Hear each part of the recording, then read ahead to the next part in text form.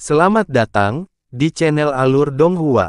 Sebelum menonton, silahkan subscribe, biar Mimin tambah semangat update-nya. Sebelum kamu pergi, bisakah kamu memberitahuku nama rasmu? Jasmine berkata sambil menatap lurus ke arah roh itu. Namun di dalam hatinya, dia sedikit banyak bisa menebak apa jawabannya.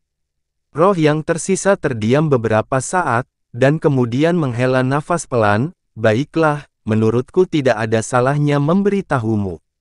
Mungkin Anda pernah mendengar namanya, atau mungkin sudah lama terlupakan. Ras yang saya ikuti disebut klan Dewa Roh Pedang. Ah, jadi memang begitu, kata Jasmine sambil alisnya bergetar. Tetapi, Nyonya kecil, dia bukan salah satu dari kita. Semangat terus berlanjut. Oh, mata Jasmine berkilat kaget. Jika dia bukan anggota klan Roh Pedang, lalu mengapa kamu memanggilnya Nyonya kecil? Dan dia jelas bisa berubah menjadi pedang. Dalam catatan, ras kuno yang bisa berubah menjadi pedang hanyalah klan Dewa Roh Pedang. Ini adalah rahasia dalam klan Dewa Roh Pedangku, dan hanya 4 orang di seluruh klan, termasuk diriku sendiri, yang mengetahui rahasia ini. Semua anggota klan lainnya mengira dia adalah putri raja kami. Tapi sebenarnya, Nyonya kecil itu adalah seseorang yang dijemput raja kita secara tidak sengaja dan dia memberitahukan bahwa dia adalah putrinya.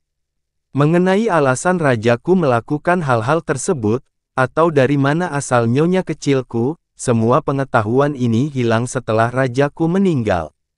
Namun, meskipun kemampuan Nyonya kecil untuk berubah menjadi pedang sama dengan klan kita, pedang yang dia ubah sama sekali berbeda. Karena saat anggota klanku menjadi pedang, bilahnya selalu ringan dan lincah, tapi saat Nyonya kecilku berubah menjadi pedang, dia menjadi pedang berat yang sangat sulit dikendalikan. Rajaku tidak pernah memberi tahu siapapun tentang asal-usul Nyonya kecil kami, tapi dia selalu menyayangi dan merawatnya dengan cara yang luar biasa. Pada masa itu, baik rajaku maupun Nyonya kecilku telah terkena racun iblis, dan rajaku lebih baik mati agar kami dapat menggunakan peti mati keabadian untuk melindungi Nyonya kecil kami. Rajaku pasti punya alasan untuk menganggap dirinya begitu penting. Dan selama bertahun-tahun aku menjaga Nyonya kecilku dan mencari mutiara racun langit, akhirnya membuahkan hasil. Apapun nasib yang menanti Nyonya kecilku, aku tidak lagi memiliki kemampuan untuk melihat atau melindunginya. Jadi tolong, apapun yang terjadi, tolong perlakukan dia dengan baik. Selain klan Dewa Roh Pedang, ras lain apa yang bisa berubah menjadi pedang? Jasmine merenung dalam hati. Klan Roh Pedang kami berasal dari ras roh surgawi. Begitu kita lahir, kita secara bawaan memiliki energi langit dan bumi. Tentu saja, kita masih harus berkultivasi dan semakin kuat kekuatan kita, semakin kuat pula pedang yang kita ubah. Tapi Nyonya kecil tidak perlu berkultivasi, sebaliknya dia mengkonsumsi pedang sebagai makanan. Setiap kali dia memakan pedang, dia akan menyerap sebagian dari kekuatan pedang dan roh pedangnya, dan kekuatannya akan meningkat sedikit. Semakin kuat pedang yang dia konsumsi, semakin besar pertumbuhannya. Pada tahun-tahun itu, rajaku mencari pedang paling terkenal di bawah langit untuk dijadikan makanan bagi Nyonya kecil kami, dan ini menghasilkan pertumbuhan yang luar biasa baginya. Tapi setelah dia terkena racun iblis, semua kekuatan pedangnya dikonsumsi hingga habis. Jika Anda ingin mengembangkan kekuatannya, temukan semua jenis pedang yang kuat untuknya, semakin kuat pedangnya, semakin besar keinginan majikanku untuk memakannya. Sebenarnya ada seseorang yang bisa mengandalkan makan pedang untuk memperkuat dirinya sendiri. Jasmine menatap Honger dalam-dalam. Dia mengobrak-abrik bank ingatannya, tapi dia tidak ingat pernah menemukan catatan atau rumor seperti itu. Saya sudah menjawab pertanyaan Anda, sekarang bisakah Anda menjawab pertanyaan saya? Dari Dewa Bintang manakah kamu mendapatkan kekuatanmu? Semangat yang tersisa bertanya pada Jasmine. Dewa Bintang Pembantai Surga, Jasmine berkata tanpa ekspresi. Di antara 12 dewa bintang, kepala surgawi memiliki watak seorang raja, serigala surgawi adalah yang terkuat, dan pembantaian surgawi adalah yang paling jahat, ditakuti oleh semua orang. Anda telah mewarisi kekuatannya, tetapi pola pikir Anda tampaknya tidak banyak terpengaruh. Itu bagus. Roh itu berkata perlahan. Apa? Jasmine tertawa dingin. Jangan berasumsi. Meskipun aku hanya mewarisi kekuatan Dewa Bintang Pembantai Surga selama kurang dari 10 tahun, jumlah orang yang telah kubunuh dalam rentang waktu itu lebih dari 100 kali lipat jumlah orang yang telah kau bunuh sepanjang hidupmu. Jumlah orang yang telah kamu bunuh tidak ada hubungannya dengan kejahatan di hatimu. Roh itu dengan samar berkata, kamu memiliki tubuh roh, aku juga roh, apakah kamu baik atau jahat? Secara alami aku punya cara untuk menilai. Tapi aku punya satu pertanyaan lagi. Sepertinya kamu sangat mementingkan manusia ini, sampai-sampai kamu tidak segan-segan menggunakan kemampuan Soul Star Relegation yang hanya bisa kamu gunakan sekali seumur hidup. Jadi mengapa Anda tidak membantunya meninggalkan Primordial Mendalam Ark setelah dia terjebak? Dan 18 bulan yang dia habiskan untuk menantang turbulensi spasial, yang ada di perbatasan hidup dan mati, menderita penderitaan yang melebihi penderitaan gabungan 100 generasi, kenapa kamu sepertinya tidak peduli? Sepertinya kamu tidak begitu pintar. Sudut mulut Jasmine sedikit melengkung, dan dia tertawa dingin, dalam 2 tahun sejak pertama kali aku bertemu dengannya, aku telah menggunakan kekuatanku untuk menyelamatkannya dari kematian berkali-kali. Pada saat itu, racun iblis di tubuh saya sangat kuat, dan kekuatan yang dapat saya gunakan jauh lebih lemah daripada yang dapat saya gunakan sekarang, dan setiap kali saya menggunakan kekuatan itu, saya akan mengalami kesulitan untuk menekan kebangkitan racun iblis setelahnya. Saya tidak ingin dia mengandalkan kekuatan saya, begitu pula dia. Tapi selama keberadaan dan kekuatanku masih ada, ketergantungan ini tidak akan pernah pudar, bahkan jika dia mencoba menolaknya. Ketika dia menghadapi situasi yang suram, alam bawah sadarnya akan selamanya memiliki konsep bahwa, selama Jasmine ada di sini, aku tidak akan pernah mati. Dan ini akan membuatnya tidak pernah bisa menghabiskan tekadnya dalam situasi yang mengerikan itu. Jadi, 3 tahun lalu, aku memalsukan penyegelan kekuatanku, dan menyebabkan dia tidak bisa mengandalkan kekuatanku. Seperti ketika kita berada di Primordial Mendalam Ark, dia akan mengandalkan kekuatanku untuk membantunya membunuh Ye Xinghan yang mengejarnya. Ketika turbulensi spasial datang, dia akan mengandalkan kekuatanku untuk meninggalkan Primordial Mendalam Ark, dan ketika dia memulai serangannya, dia pertama kali berpikir untuk menggunakan kekuatanku untuk melawannya. Bahkan jika dia ingin menggunakan kekuatannya sendiri, dia tidak akan menggunakan seluruh kekuatan dan kemauannya untuk bertahan, dan melewati banyak sekali batasannya sendiri yang terjadi pada periode ini. Pada tahun-tahun ketika saya terus mempertahankan persepsi bahwa kekuatan saya tersegel, pertumbuhannya menjadi sangat cepat pada periode di mana dia tidak dapat mengandalkan kekuatan saya.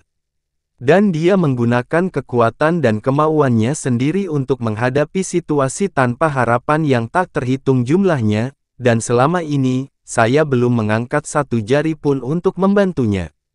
Sebaliknya, saya bahkan secara khusus meningkatkan intensitas turbulensi spasial di dalam Primordial Mendalam Ark. Dan hasil akhirnya, jauh melebihi ekspektasi terliar saya. Separuh dari racun iblis di tubuhku telah dibersihkan dalam beberapa tahun ini, dan separuh sisanya telah stabil dan terkendali.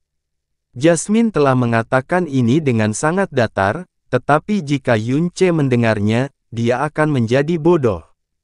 Pada tahun-tahun di mana Jasmine memalsukan penyegelan kekuatannya, pertumbuhan Yun Ce jauh melampaui pertumbuhan sebelumnya. Dan justru karena dia tidak bisa mengandalkan Jasmine secara tidak sadar, dia bisa memutuskan untuk bertarung sampai mati ketika dia dikuburkan di bawah teras manajemen pedang. Mengapa dia bisa terus berevolusi saat dia menghadapi klan surga terbakar, lalu kekaisaran Phoenix suci, dan mengapa dia bisa terus membuat terobosan berkali-kali meskipun dia terus menghadapi situasi hidup dan mati di primordial mendalam Ark. Tanpa melebih-lebihkan sedikit pun, jika Jasmine tidak menyegel kekuatannya, Yunce tidak akan pernah bisa naik ke ketinggian sebesar itu. Seperti yang Jasmine katakan, selama kekuatannya masih ada, ketergantungan itu tidak akan pernah pudar. Apa yang ada di alam bawah sadar seseorang tidak bisa diatasi hanya dengan kemauan keras. Saya berharap dia bisa menjadi lebih kuat dengan lebih cepat, karena hanya jika dia cukup kuat barulah saya dapat memiliki peluang untuk mendapatkan tubuh baru. Dan saya hanya bisa menjadi pembimbingnya saat dia menempuh jalan yang kuat, karena dia harus menempuh setiap langkah di jalan itu sendirian. Segala rintangan yang dia hadapi di sepanjang jalan itu, dia harus menghancurkannya sendiri, tebing apapun yang dia hadapi harus dilintasi dengan menggunakan kekuatannya sendiri juga. Jika tidak, dia tidak akan pernah menjadi benar-benar kuat. Jasmine memejamkan mata dan mengucapkan kata-kata itu perlahan. Meskipun penampilannya seperti gadis berusia 13 tahun, kata-kata dan sikapnya adalah seorang guru yang bijaksana. Namun, jika dia menemui jalan buntu yang tidak bisa dihindari, tepat sebelum kematiannya, saya secara alami akan turun tangan. Ucap Jasmine santai dengan suara datar. Ah, jadi seperti ini. Roh sisa itu dengan ringan menganggukkan kepalanya, suaranya yang halus membawa rasa takut dan kagum. Dengan kamu sebagai pemandu, masa depannya pasti tidak akan biasa-biasa saja. Dengan nyonya kecil dalam perawatanmu, aku jauh lebih lega.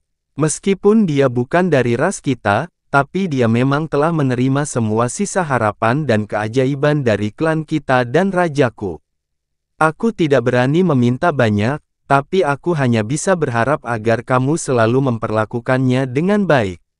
Atau, jika dia tidak dewasa, posisi rendahan ini akan memungkinkan dia untuk hidup setiap hari bebas dari kekhawatiran atau kekhawatiran, dan itu juga bisa dikatakan sebagai akhir yang bahagia untuk orang seperti dia. Meskipun itu akan sangat berbeda dari ekspektasiku, kamu, bagaimanapun juga, adalah orang-orang yang menyelamatkan nyonya kecilku, dan aku hanyalah roh yang tertinggal, tidak mampu membuatmu melakukan apapun. Bahtera yang dalam ini, bisa menjadi kompensasiku padamu, hanya saja sayang, kekuatannya baru saja habis. Suara roh dan bayangannya perlahan menghilang dari mutiara racun langit, dan tidak pernah muncul lagi. Yunce, yang telah lama melayang di tengah pusaran dimensional, akhirnya melihat jalan keluar. Setelah kilatan cahaya putih, dia merasakan dirinya terlempar keluar dari pusaran dimensional. Apa yang tidak dia duga adalah bahwa pintu keluar dari pusaran dimensional akan berada begitu dekat dengan tanah. Sebelum dia sempat bereaksi, dia sudah menghantam tanah dengan keras. Dengan bunyi gedebuk, separuh tubuh Yunce tenggelam ke dalam tanah berlumpur. Yunce melakukan lompatan cepat dan terpental ke tanah sambil memuntahkan lumpur di mulutnya. Saat dia membersihkan kotoran dari rambut dan tubuhnya, dia dengan hati-hati mengamati sekelilingnya. Setelah memastikan bahwa tidak ada pengamat di sekitarnya, dia akhirnya menurunkan kewaspadaannya, tapi wajahnya tampak kehijauan. Dia adalah penguasa Blue Wind, permaisuri pangeran kerajaan, seseorang yang telah mengguncang seluruh benua langit yang mendalam. Namun, dia telah tiba di dunia baru ini dengan wajah pertama di tanah. Kemalangan macam apa ini? Yunce menjadi tenang dan mulai mengamati sekelilingnya sekali lagi. Tempat ini merupakan setengah padang rumput dan setengah hutan, dengan rumput liar yang tumbuh liar dan pohon-pohon pendek tumbuh di semak-semak. Saat Yunce mengamati pemandangan, dia tidak bisa merasakan kehadiran, atau melihat jejak makhluk hidup di dekatnya. Iklimnya hangat dan nyaman dan aroma udaranya hampir identik dengan benua langit yang mendalam. Jasmine, hukum unsur di tempat ini sepertinya tidak berbeda sama sekali dari benua langit yang mendalam.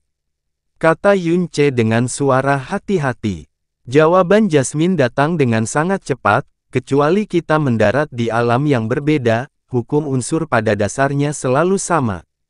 Tempat ini jelas bukan benua langit yang mendalam, tapi jelas merupakan sebuah pesawat yang dekat dengan benua langit yang mendalam.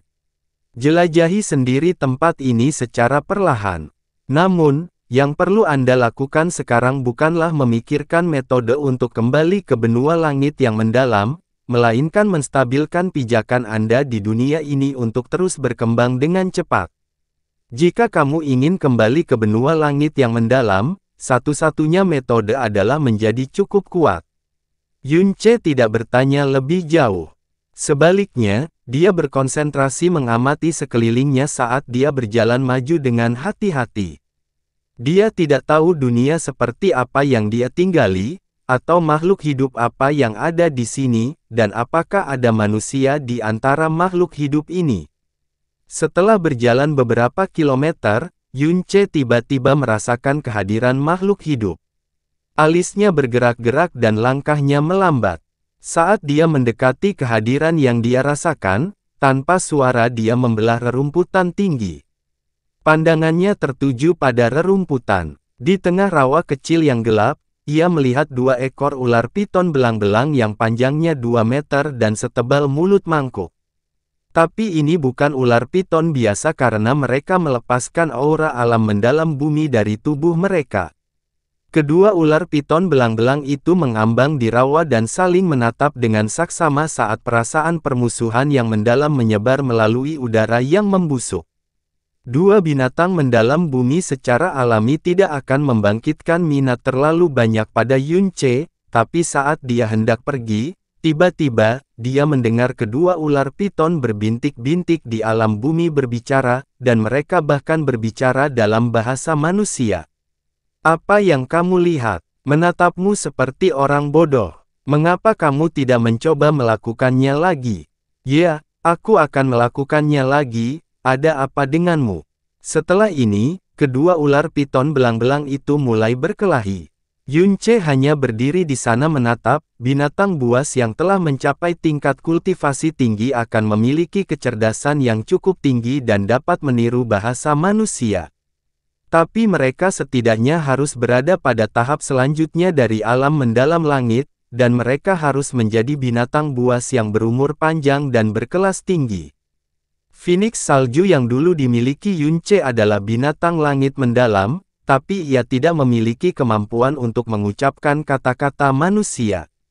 Namun kedua ular piton yang baru berada pada tahap awal alam mendalam bumi ini benar-benar dapat berbicara, dan mereka bahkan berbicara dengan sangat lancar. Jika Yun Ce tidak menyaksikannya sendiri, dan hanya mendengar suara mereka, dia akan mengira itu adalah dua manusia yang berbicara. Kedua ular piton belang-belang itu bertarung dalam waktu yang lama, dan membuat rawa yang awalnya tidak terlalu besar menjadi berantakan total. Setelah lelah berkelahi, mereka berpisah, masing-masing berangkat menuju padang rumput di sisi rawa yang berbeda. Kemudian, dalam sekejap, kedua ular piton itu benar-benar berubah menjadi dua pemuda. Yun Ce tertegun lagi, sudah tidak normal jika dua ular piton mendalam bumi bisa berbicara, tapi mereka benar-benar bisa berubah menjadi manusia. Dari kedua pemuda tersebut, yang satu bermulut lancip dan pipi mirip monyet, yang satu lagi berwajah besar dan berpinggang bulat. Tidak peduli apakah itu tubuh atau fitur wajah mereka, mereka semua benar-benar manusia. Salah satu dari mereka berteriak, "Bajingan kecil, kalau kamu punya nyali, jangan pergi. Ayah ini akan mencari orang." Yang lain tidak menunjukkan kelemahan saat dia membalas, "Kamu bajingan, seluruh keluargamu semuanya bajingan." Ia pikir hanya ia panggilan untuk orang. Mari kita lihat siapa yang memanggil biji. Keduanya berkelahi dengan kata-kata yang sengit, lalu kedua ular piton belang itu berlari menjauh, satu ke kiri dan satu lagi ke kanan. Tak lama kemudian, mereka menghilang dari pandangan Yun Ce. Adik kecil ini, Dua pria yang saling bertarung sungguh tidak menarik untuk ditonton, loh. Saat Yunce tertegun oleh kedua ular piton itu, sebuah suara lembut tiba-tiba datang dari belakangnya, dan itu bahkan suara wanita yang menggoda. Yunce dengan cepat berbalik. Hanya ada padang rumput bunga yang tidak terlalu subur, tapi sangat luas, sekilas, tampak tak terbatas, dan tidak ada sebatang pohon pendek pun yang terlihat dalam jarak lebih dari 300 meter, dengan bidang pandang yang terbuka lebar, dia masih tidak bisa melihat setengah dari bayangan siapapun. Di bawah kebingungannya, bahkan belum sampai 10 langkah di depannya, sebatang pohon apel kepiting yang mekar sangat indah tiba-tiba memancarkan sinar merah kabur. Di dalam cahaya, pohon krebepel dengan cepat berubah menjadi wanita cantik berpakaian merah mawar yang mengenakan bunga krebepel di rambutnya. Dia dengan apik berdiri di hadapannya dengan bibir merah mawarnya membentuk senyuman saat mata Phoenix sipitnya berkilau dengan pesona. Mulut Yunce ternganga, dan hanya setelah 3 tarikan napas penuh dia berhasil menutupnya dengan susah payah. Otaknya sudah mulai rusak, dua ular piton bertengkar dalam ucapan manusia dan bisa berubah menjadi manusia. Kemudian, bahkan pohon apel liar, telah menjadi manusia juga. Dunia aneh macam apa ini? Wanita itu sama sekali tidak akan pernah berpikir bahwa ekspresi Yunce yang agak membosankan adalah ekspresi takjub, tapi dia merasa ekspresi bodoh pemuda itu lucu. Dia mengerutkan bibirnya dan tersenyum dan dengan anggun berjalan menuju Yunce. Saat dia terus tersenyum sambil menatapnya, matanya menjadi lebih menarik. Adik laki-laki, aku tidak tiba-tiba memanggilmu untuk menakutimu. Hanya saja adik laki-laki itu terlihat sangat menawan, dan yang ini jatuh cinta padamu di pandangan pertama. Adikku, bagaimana kalau kamu tinggal di sini, dan bermain denganku sebentar? Suara wanita pemarah itu lembut dan lembut. Saat dia berbicara, dia mengelus bahunya dan perlahan membelai tulang selangkanya, langsung ke dadanya yang hampir terbuka. Jari-jarinya yang panjang dan halus kebetulan terletak di antara alur salju, suara dan postur tubuhnya sangat menarik. Yunce menelan seteguk air liur, tapi itu jelas bukan karena dia telah terperangkap dalam bujukan wanita pemarah ini. Belum lagi Xia Qing Yue atau Feng Shue'er, salah satu dari 7 peri Frozen Cloud akan dengan mudah mengungguli wanita pemarah ini. Yunce, yang tidak pernah kekurangan wanita cantik dalam hidupnya, tidak akan pernah tiba-tiba menjadi panik karena untuk pesona wanita ini. Yang membuatnya terkejut adalah wanita menawan ini, sebenarnya adalah pohon apel liar, yang berubah. Aku ini adalah pemimpin dari 10.000 bunga dalam jarak 50 km, loh. Wanita pemarah itu berkata dengan manis, adik, kamu tidak akan bisa menemukan seseorang yang lebih cantik dariku dalam jarak 50 km. Aku sudah ada di sini selama bertahun-tahun, dan ini pertama kalinya saya berinisiatif berbicara dengan seorang pria. Siapa yang menyuruh adik laki-lakinya begitu menyenangkan? Saat dia berbicara, wanita pemarah itu melakukan sesuatu yang sama sekali tidak diduga oleh Yunce, dengan senyuman menawan. Dia mengulurkan jubah merah mawar yang menutupi dadanya dan perlahan menariknya ke bawah. Setelah itu, dua payudara berbentuk bulat, seputih salju, dan besar memantul keluar, bergetar dalam garis pandang Yunce. Wanita pemarah itu tidak merasa malu sama sekali, sebaliknya, mata menawannya yang menyedot jiwa menatap Yunce tanpa berkedip. Orang-orang di dunia ini dan cara mereka melakukan sesuatu benar-benar menggulingkan 3 pandangan hidup Yunce. Jika ini adalah benua langit yang mendalam, jika wanita cantik itu mengambil inisiatif untuk merayunya, dia mungkin akan dengan mudah mengambil umpan dan bermain untuk sementara waktu. Bukan berarti dia akan keluar bersama, sebuah kerugian. Tapi di dunia tak dikenal yang benar-benar abnormal ini, dia hanya menginginkan kedamaian dan ketenangan untuk berpikir. Masih ada yang harus kulakukan. Aku akan bermain lain kali, Yunce melambai sambil mundur.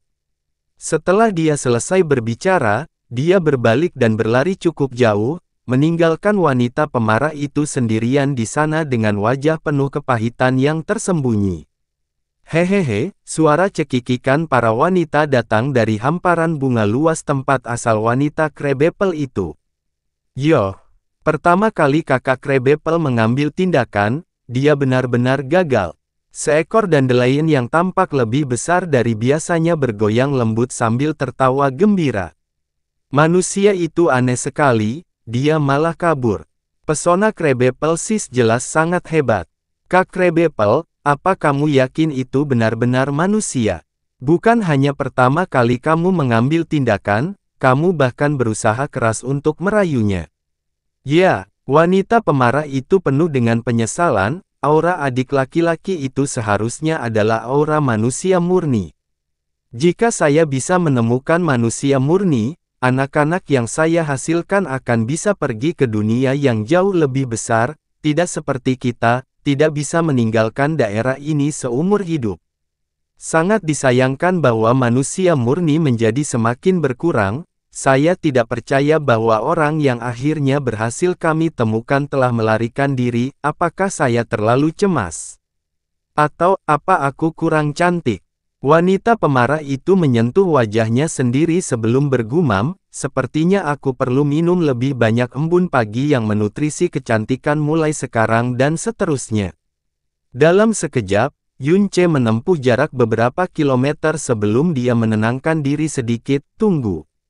Kenapa aku lari? Pemandangan yang jarang terjadi, seorang wanita berinisiatif untuk telanjang di depanmu tapi sifat super mesum dalam dirimu sebenarnya malah kabur dengan tergesa-gesa. Kata Jasmine dengan nada aneh. Sejak dia dengan paksa memeluk Jasmine sekali di dalam primordial mendalam ark, frekuensinya menggunakan kata mesum meningkat pesat. Yunce pada dasarnya akan mendengarnya beberapa kali setiap hari. Tidak lama kemudian, dia benar-benar sudah terbiasa. Masalahnya adalah, tidakkah menurutmu ini terlalu menyeramkan? Wanita itu benar-benar berubah dari seekor kepiting. Yunce menatap lebar dan berkata. Namun Jasmine menjawab dengan nada mencemooh, dari reaksimu, pernahkah kamu melihat iblis sebelumnya? Iblis. Pernah mendengarnya, tapi saya belum pernah melihatnya. Tunggu. Alis Yunce bergerak, maksudmu wanita yang berubah menjadi kepiting itu sebenarnya adalah iblis.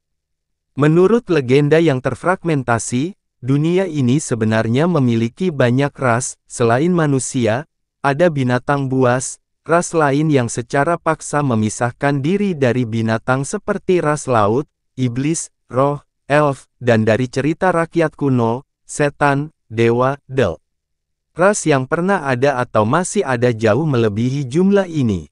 Beberapa di antaranya sudah dimusnahkan sejak zaman dahulu sebelum dilupakan seiring berjalannya waktu. Yang lainnya, bersembunyi di suatu lokasi yang tidak diketahui, hidup mandiri. Di benua langit yang mendalam dan benua awan azure, manusia dan binatang merupakan mayoritas, dan roh benda dan roh pedang hampir tidak bisa dianggap sebagai roh kelas rendah. Ras lain seperti iblis dan elf biasa dibicarakan, namun jarang muncul. Setidaknya, Yunce belum pernah melihatnya di dua benua sebelumnya. Alasan mengapa iblis dan elf disebutkan di benua langit yang mendalam bukan karena benua itu sendiri, tetapi karena alam iblis ilusi yang rahasia dan terpencil yang memiliki beberapa masalah yang harus diselesaikan dengan benua langit yang mendalam. Dari potongan-potongan rumor, tidak hanya elf dan setan yang ada di alam iblis ilusi, mereka juga merupakan mayoritas penduduk di sana. Tentu saja itu iblis. Jika Yunce bisa melihat wajah Jasmine sekarang, dia akan bisa melihat ekspresi penghinaannya terhadap orang desa yang belum pernah melihat dunia. Dua ular yang kamu lihat dan wanita itu semuanya adalah iblis. Baru saja di sekitarmu, ada juga beberapa iblis yang tidak berwujud manusia sedang melihatmu. Anda seharusnya sudah mendeteksinya juga. Apa saja ciri unik dari iblis-iblis ini?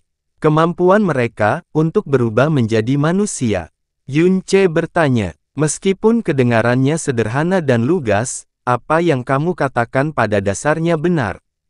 Iblis diklasifikasikan sebagai binatang iblis dan roh iblis. Dua ular yang kamu lihat sebelumnya adalah binatang iblis. Asal-usul binatang iblis adalah binatang buas dan mereka bisa berubah menjadi manusia. Kecerdasan mereka setara bahkan melebihi kecerdasan kebanyakan manusia. Inilah perbedaan antara binatang iblis dan binatang normal. Wanita tadi adalah roh iblis. Bunga dan tumbuhan, pohon dan kayu, roh dan hewan tak terbatas yang ada di dunia ini mendapatkan wawasan spiritual atas kesempatan beruntung yang kemudian membuat mereka menjadi iblis, dan kekuatan iblis tersebut dapat diwariskan melalui warisan. Binatang normal yang ingin menjadi binatang iblis membutuhkan waktu yang lama dalam kultivasi dan peluang keberuntungan. Setelah itu, keturunan mereka akan lahir dengan kekuatan iblis yang lengkap. Oleh karena itu, setelah bertahun-tahun reproduksi dan warisan yang tidak akan hilang, dalam dimensi kacau, iblis menjadi ras besar yang tidak lebih kecil dari ras manusia. Di banyak dunia ini, tidak banyak perbedaan antara iblis dan manusia. Orang tua kandungmu berasal dari alam iblis ilusi, jadi kamu bahkan mungkin berasal dari garis keturunan iblis. Mengenai apakah kamu berasal dari roh iblis atau binatang iblis, kamu hanya dapat memverifikasinya setelah kamu menemukan orang tua kandungmu. Yun Ce perlahan mengerti. Kemudian, memikirkan reaksi sebelumnya, dia sedikit tertekan. Artinya ini adalah dunia iblis. Yun Ce bertanya dengan suara lembut, "Jangan buang waktumu di sini."